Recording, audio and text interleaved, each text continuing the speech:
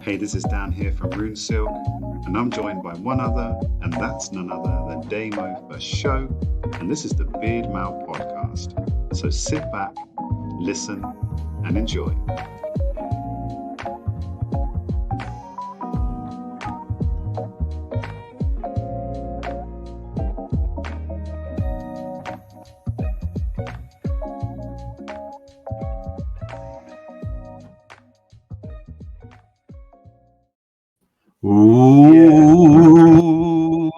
Welcome to the Beardmail podcast with me, Damien Reese, and him.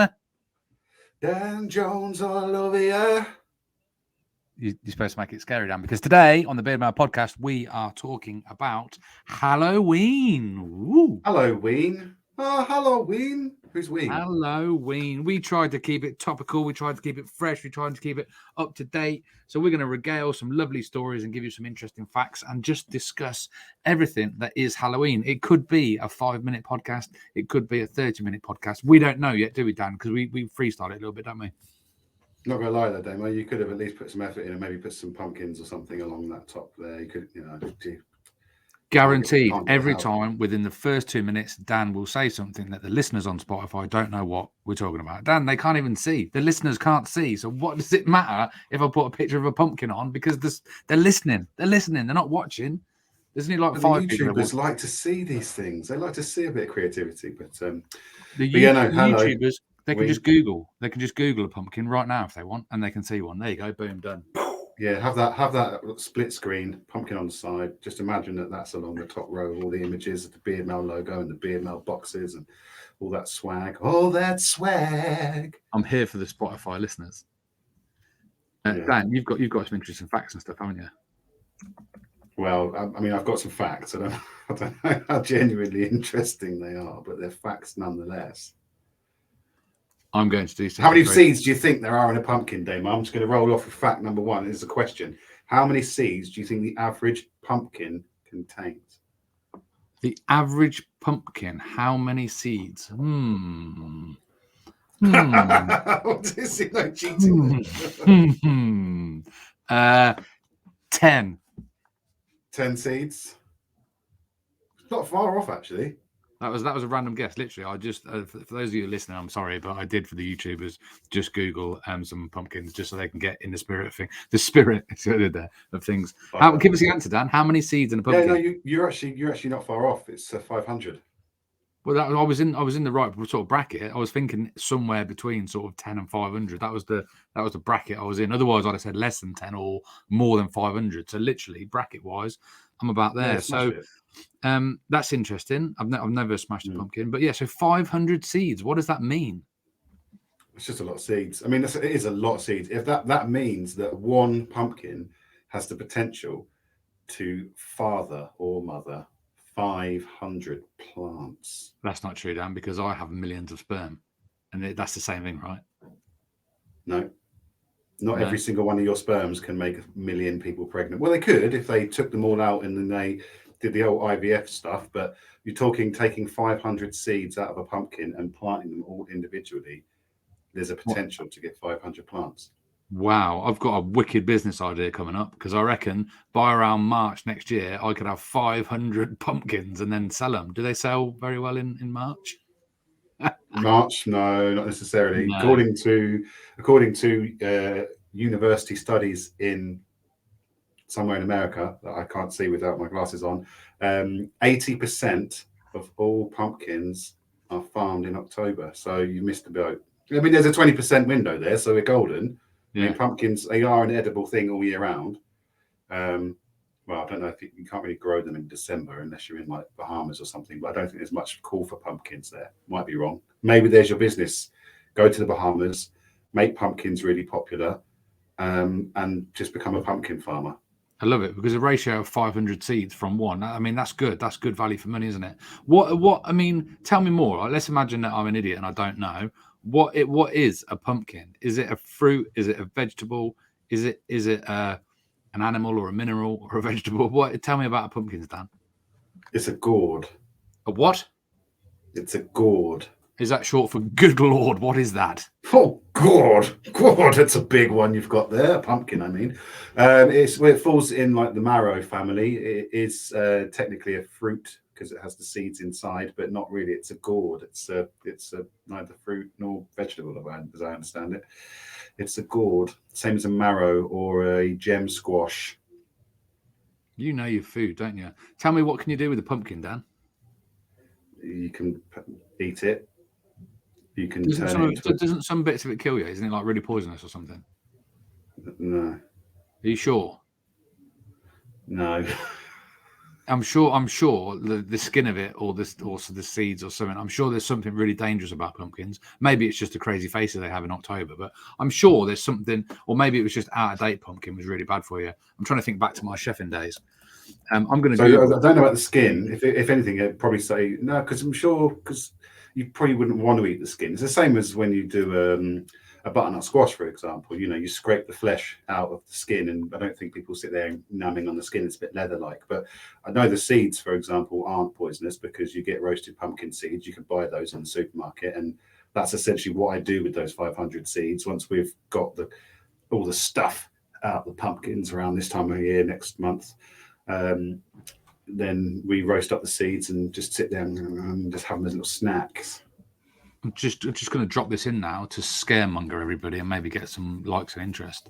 Pumpkin food poisoning is rare but serious. Toxic squash syndrome pumpkins are classified as cucurbits, a family of flowering gourd plants that also include cucumbers, melons, and squash. What are the symptoms of pumpkin poisoning?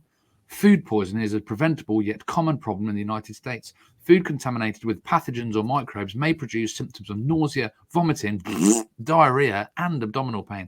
Pumpkin is a sprout, and sprouts have been linked to foodborne illnesses, according to the Food and Drug Administration. So that's just a quick, not even a Google. That was a Microsoft Bing, and I don't think anything I just said there was true. What was the first thing you called? Something syndrome. It sounded weird, like a band name. Yeah, toxic squash syndrome. I think that actually sounds like a really good heavy metal death rock band. Welcome to the Toxic Squash Syndrome. Toxic Squash Syndrome. Yeah, I reckon we could go with that. I think the Smashing Pumpkins already sort of cornered that market. No, the Smashing Pumpkins. That's just violence. That's just literally all about just smashing pumpkins. We are Toxic Squash Syndrome. I like it. I'll play the cowbell. What are you going to play? Probably your vocals. Yeah! Toxic Squash Syndrome with Craig David. Ding. Let's go back to the fun facts on pumpkins. And what have pumpkins got to do with Halloween? Because there's loads more to talk about with Halloween, right? I know we've got to drag out a bit, but what pumpkins got to do with Halloween? Give me fun facts. We could just call this one pumpkins because then it's not necessarily has to stick within the Halloween theme. Pumpkins. So the pumpkin, as I understand it, was first brought about by Cinderella. I think the first mass used word of pumpkin was in the cartoon of Cinderella. When they first were drawn on and used as the now known jack-o'-lantern type stuff, they were originally done on potatoes and turnips or parsnips in Ireland. So the whole pumpkin thing, I don't know where that came about in terms of becoming a jack-o'-lantern, but it started with the potato and the turnip. And if I go back to my trusty sources of information, I could tell you a little bit more about that, because it came up quite early on in the tips that I was looking for. The original jack-o'-lanterns were made with turnips and potatoes by the Irish. In England, they used large beets and lit them with embers to ward off evil spirits. Irish immigrants brought their customs to America, but found that pumpkins were much easier to carve. So that's why they started using pumpkins. And the word pumpkin showed up for the first time in the fairy tale Cinderella. In a French explorer in 1584 first called them gros melons, which was translated into English as pompions. I saw the gross melons on Eurotrash when I was about 15. Yeah, the gross melons. It wasn't until the 17th century they were first referred to as pumpkins. So gros melons, and then to pompions, and then to pumpkins. I love a good etymological theory around words. That's a podcast episode we still need to do, actually, looking at etymology. Did you know pumpkins grow everywhere except Antarctica?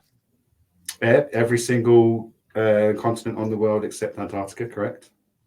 Did you know that the US produces 1.5 billion pounds of pumpkins every year? You're on the same website I am, aren't you? You're on 15 fun pumpkin facts. No, it's beachbodyondemand.com. But I think they are Just because they literally have gone in. I don't know if you'll see it on there, but it literally gone from 3 pumpkins are grown on every continent except Antarctica. 4 over 1.5 billion pounds of pumpkins are produced. Let me guess 5. Morton, Illinois calls itself the pumpkin capital of the world. No, actually, I was going to tell you that pumpkins weren't always popular on Halloween. Spoiler. And the tradition of carving pumpkins on Halloween actually started from a scary Irish folktale about a man named Stingy Jack. I think that's Stingy. It could be Stingy Jack or Stingy Jack. Depends where you are in the UK, doesn't it? If you're in Midlands, a Stinger Jack. People in Ireland and Scotland eventually started carving faces onto root vegetables like turnips and beets to create jack-o'-lanterns to keep people's spirits away, which you've already said. Diddly-do. Immigrants brought the tradition with them. Just repeat what I said, though, Damon, because we've still got about 19 minutes left of the podcast. So if you just repeat everything I've said, we're good into about 20 minutes then. Okay. Have you said that you shouldn't eat jack-o'-lanterns? I haven't. But is that because of the burning of the pumpkin inside? And it's slowly cooking, so therefore it's probably not good for you.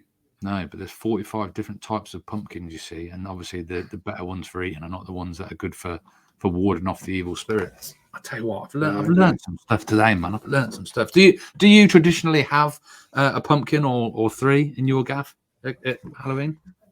3, 5. How many in your house again? Loads. No, we actually do. For the last, apart from the COVID, made it a bit wonky. But the last few years, we actually do get out as a family. There's, I forget where it is that we go, but it's out towards like RAF Lakenheath direction. We travel miles for pumpkins, which is bonkers. But it's a good day out because there's a farm there and you just go and you find all the cool pumpkins and you can just walk around and we put the kids in a wheelbarrow and run them up and down and find all the different stuff. So we end up taking home about 8 to 10 different pumpkins of all varying sizes. But they have yellow ones and purple ones and light blue ones and green ones, orange ones, white ones. So all the kids like, I want an orange one. I want this really cool red and green one. And so they keep picking one up, putting one down, filling up the wheelbarrow. But the biggest one we got was about, I can't do it with my arm. Where's my other hand? Because I'm let's imagine that the Spotify listeners can't even see you, Dan, and then describe how big it is. It was massive, mate. Massive. It was probably, if you were to if you actually were to measure it, it was probably, I don't know, 10, 15, 20, 25, 30, 35, 40, about a meter in diameter. For real? Yes, really big. Really and you big. took it home? Did you carve it up? Yeah, it was really hard work. It was more having to scoop everything out of it because it was really, really heavy. It was about 15 kilos in weight, I'm sure. I think I remember seeing some photos of you in a pumpkin patch. Perhaps it was last year with the family. Yeah. I did get tricked into doing it last year. Tish got me 2 pumpkins from Tesco's and we scooped them out. It's disgusting. I hate it. It's gross. The feeling of your hands, you get it in there. It's gross. But they did look pretty good. That sounded like you were making love to your pumpkin, not scooping it out. Is that not what you're supposed to do, to scoop it out? Don't know, but I might try that this year. And smashing pumpkins, isn't that what that really means? But I just remember that the pumpkins didn't last very long because they sort of went mouldy and started to sag, and then we just put them outside, and they withered away, and that was that. I mean, great pumpkin stories. Way. Yeah, you have to get rid of, if you're not going to do anything with them afterwards. That's the problem. Is a lot of people leave them outside and they end up just getting all really nasty and mouldy. So I can't help thinking about smashing pumpkins now. I'm wondering if that's actually where they got their name from. Dave, what are you doing, mate? What? No, Dave, what are you doing? Trying to work out our band name. Yeah, I'm just smashing this pumpkin, mate. But Dave. And that's where the name came from.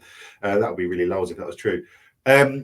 So I always have the intention every year to kind of go, yes, but I'm going to make pumpkin pie. I'm going to get real good pumpkin. I'm going to scoop out all the flesh. And it'd be good actually to know from our listeners, what do you do with your pumpkins? Do you literally just carve it and bin it? Because there's always loads of complaints. You always see a lot of controversy around this season of pumpkin and growth, in that the amount of food waste is huge, because most people will just chuck them straight in their green bin or black bin, even worse. Some people suggest that you go and take them down to your local nature reserve, so that the local animals can actually feast on them and feed on them, rather than just food waste. Because especially in a time where we're all talking about the cost of living crisis and everything's really expensive, can we justify going and buying? Because I think when we go picking, we probably spend, I think it's probably ends up being like 38 quid that we'll spend on pumpkin that get discarded. But the great thing is, though, with these is that the most money you'll pay for a pumpkin is 8 quid. So like that's hence why the big ones that are like literally wider than the like arm span that I can put on the screen on for the YouTube listeners, it's the same price as one that's about that big, which is a little bit less than what I did with my arms for those that are listening on the podcast. So it'd be interesting, will there be a lot of sort of heated discussions online about wasting food, and can we justify how much water's used to grow the pumpkins, and all the pumpkin farmers are now putting all their energy into growing pumpkins that just then get discarded? Is that a good use of our farming resources? So it's interesting to hear what other people bore off, Dan. There's always going to be people that moan about everything. People need pumpkins and tradition in their life. They need it. They need it for fun time. But I think my question was, do the listeners out there, do you, put something in the comments if you are watching on YouTube, do you make stuff, because I think this year I might actually attempt to make pumpkin pie. But then what will probably happen is, if you can make that curry pumpkin sauce soup that we had last year in the pub, that would be phenomenal. Please make a lot of that, batch it up, sell it online. That will solve your problem with the recession. I will buy that. It's a good show. That's a good show. Maybe I should make pumpkin soup. Curry pumpkin soup. I think we actually had some sort of pumpkin soup, because I'll eat any soup as long as it's blended right down and it's caked in pepper and has a bit of Nando sauce in it. I'll eat any soup. Are you not a big fan of the chunky soup? Do you not like I hate anything squidgy in that in my mouth that you have to chew or bite. Oh, gross. No. Blend it all down. Smash it all down and drink it. That's what I'm all about. That's not what you said last Friday. No, I said, get off, Dan. That's disgusting. Give it a wash. Blend it first, God's sake.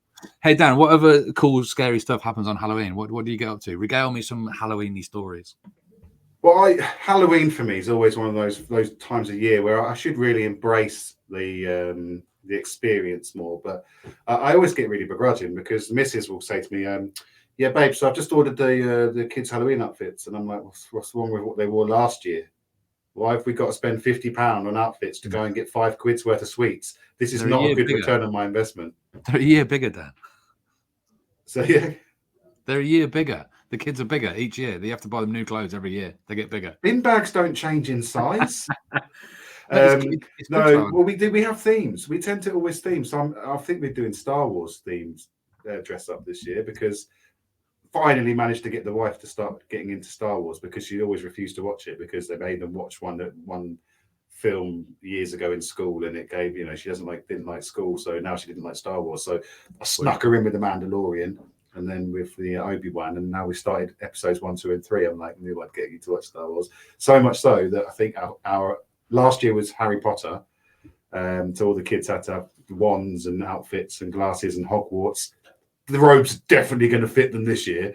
So I think this year we're going as Star Wars. And I'm sure she said she's making me dress up as Chewbacca.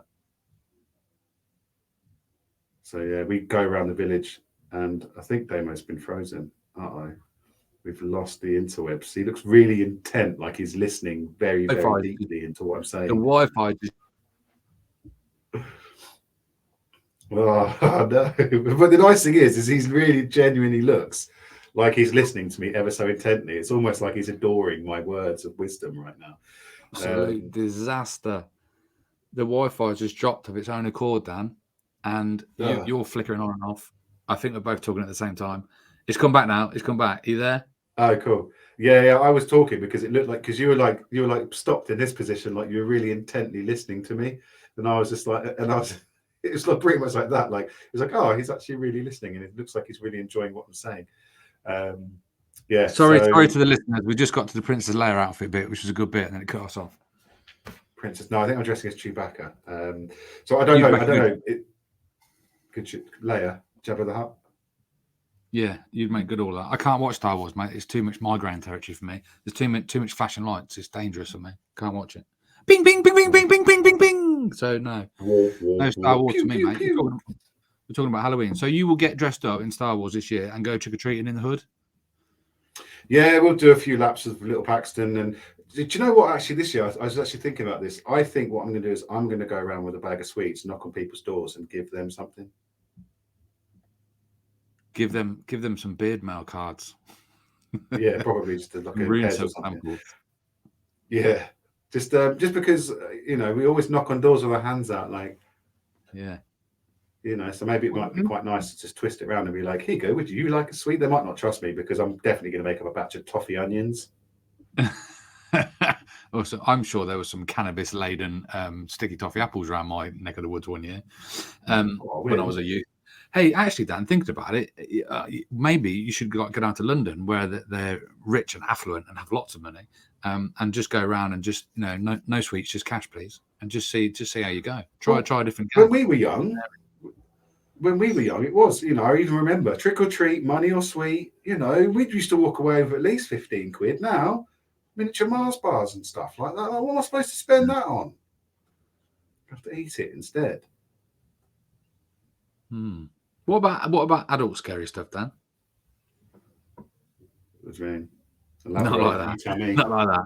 So it was last year, I think. I've everything's blended in with 3 years, but me and the missus, we went to Stratford upon Avon, and I was dressed up as Jack the Ripper, and she was dressed up as like a fair wench, but all like deathly in that. And we went on this ghost vigil tour thing, where you meet up with loads of other people in fancy dress and basically just spend some of the early hours of the morning in a scary place doing scary stuff, all ghosty and spooky and that. And I love all that sort of stuff. And this year we're looking at going to an actual place called, don't ask me what it's called, but it's like a scare fest sort of thing.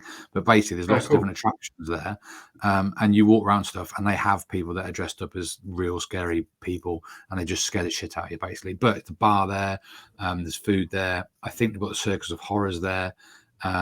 I'm trying to think where it is. It's over your way actually. We haven't I haven't sorted it all out yet, but that's where we're going to go. It's an actual scare thing. And I also know that some theme parks do this sort of thing as well. So Halloween is like a big deal. And I think as a kid, it was always about, just go out trick or treat. And then sometimes that was frowned upon as well. Like, I don't think my mum was that keen on it because it's like going around begging. It was begging, wasn't it? A lot of people would associate with begging and that sort of thing, yeah. So it was frowned upon. And I thought, but actually now as we're into adult life, there are more things to experience. And some of that scary stuff, that's right up my street. I would like to do that. I'd like to do like an overnighter. I remember one year I played a zombie in an overnight experience for people that were sleeping in a disused prison. I might have spoken about this before actually, but basically I was a zombie. I went to zombie school. They teach you how to be a zombie. They put all the proper makeup on it, so you look proper scary, and you basically just scare the shit out of people all night. So I love a bit of all that sort of stuff. So I won't be going in a pumpkin field like you. I won't be traipsing any kids around getting free sweets, but I will be going to go and do something scary.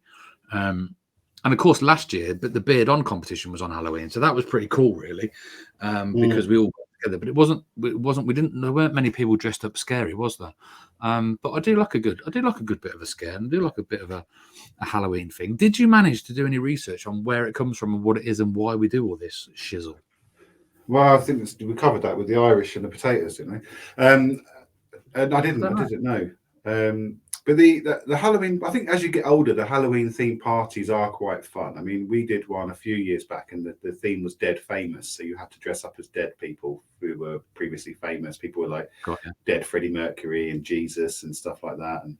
And me and Megan went as Cleopatra, and I was her Milk. What are they called? No, it was the dog Anubis. So I just got an Anubis outfit, and it was pretty cool. And what else was one there was a Halloween party. This was when I was at university, and I literally just wrapped myself up in about 15 rolls of toilet paper, and spent the whole evening going up to people, going, "Who's your mummy?" And that was about as funny as that evening was. I thought it was really funny. Everyone looked at me like, "What?" I thought it was really quite funny. So the actual traditional side of things is quite big in America, isn't it? I think it's more celebrated in the States. They kind of go really, really for it. I've seen some posts already on Instagram where they turn their whole houses in. And we used to have, there was a couple of people in the village who would go really, really nuts. They decorate the whole garden, skeletons everywhere, noises, lights, that sort of thing. And I saw one recently on Instagram where I think it just said have already won Halloween because they've put Max from Stranger Things suspended on wire. So if you've not watched Stranger Things, I'll stop talking now because it's spoiler alert. Spoiler alert. Pause. I inadvertently went to America on Halloween once, and that was when I did my messy Vegas trip. And when we got there, everybody was in fancy dress, but they don't necessarily make it scary fancy dress. It's just a time to go out in fancy dress. Because for me, if you're getting dressed up at Halloween, it should be something scary, or at least, a zombie version of whatever you're going as. So, for example, if you're going to go as a cheerleader, you'd be a zombie cheerleader. That would be acceptable. But in America, when we were over there, they were just dressed up as anything. They were just, it was like a big, crazy thing. I just did have a look, actually. There's two different origins of it, what I found from actually Google, and one of them says, Halloween is a holiday celebrated each year on October 31st. The tradition originated with the ancient Celtic festival of Samhain, when people would light bonfires and wear costumes to ward off ghosts. But on the other side of it, it says here that the celebration marks the day before the Western Christian Feast of All Saints and initiates the season of All Hallowtide, which lasts 3 days and concludes with All Souls Day. So, controversy, Google doesn't even know the origins of Halloween, really. Different versions, different strokes for different folks. So does that make it more Halloween rather than Halloween? It could be. It could be. And something's lost in translation somewhere, because that usually tends to happen with stuff like that. Can do. So yeah, obviously, it is a little way away. When we post this up, it will be probably a week before Halloween. So I would be interested to know what other people do. What are the traditions that, do you go pumpkin picking? Do you get dressed up? Are you going to anything cool and scary? Do you want to meet me at the one I'm going to? And we'll have a beer as well. What's the scariest thing you've ever done? Like Halloween, not just like, Scariest stuff. Yeah, that'd be interesting to hear, because I think it'd be nice. Yeah, it'd be nice to hear what people do with their families, with their family people, and they do stuff with families. Do they just use it as an excuse to get dressed up and go out? If you're a single person, dress up places are always good to go out and meet people. And I think for a lot of people as well, they feel a lot more confident in costume. So for sure. It's easier to actually then talk to people and then sort of initiate conversations with people. So if you are single, looking to mingle, get yourself dressed up, nice little mask on, and go and talk to people. I traditionally each year like to watch the BBC series Bottom, when they go trick-or-treating, Richie and Eddie. Spoiler alert, Richie is a devil and Eddie is a banana. That's a classic, absolute classic. If you haven't watched it, go and have a Google. You'll probably find it somewhere unless it's been cancelled. But yeah, Bottom Halloween trick or treat is with a cow prod. That's the way to go. And if you want to do fancy dress, that's what you should go as. A banana with fishnet tights on and a cattle prod. Can't go wrong, Dan.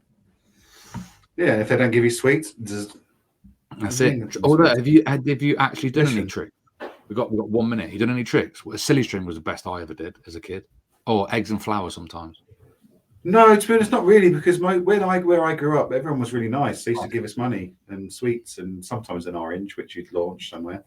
But I still want to make the toffee onion, which is a trick within a treat. I see what you've done there, yeah. So they bite into it and they go, "Oh, that's horrible." Or Marmite filled chocolates. They're either going to love it or hate it. Yeah, exactly. I think they might be quite nice, actually. Thanks very much to Marmite for sponsoring this episode of the Beardmail podcast. Dan, it's almost 30 minutes, mate, so we should wrap it up and in a very scary manner, like maybe say goodbye now. Oh, see you That later. was pretty scary. Thanks for listening, guys. Let us know in the comments what's been going on, and we'll see you all soon. Bye bye for now. Oh.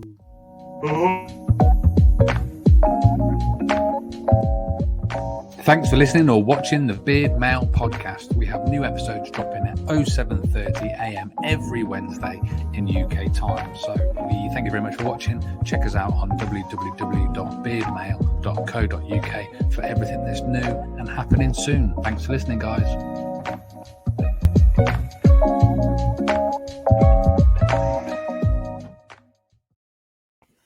We're still rolling for our extra special listeners, Dan. Do something crazy or interesting. I was just going to be like the headless person, but again, for those of you who aren't watching, you're going to have to go and watch now, aren't you? Because I'm headless. I've got no head, look. Oh, that's rubbish. Thanks for listening. Thanks for staying to the end. Thanks for staying to the end of the end. It's never actually the end until it's actually the end, is it? So have a lovely spooky Halloween. Thanks very much for listening. Tell your mates. Let us know what you want to see on other podcasts. And also go and check out the Beardmail box. It's out now. The gift box, the beard care box, the Beardmail box. Go and get a box. Thanks. Bye.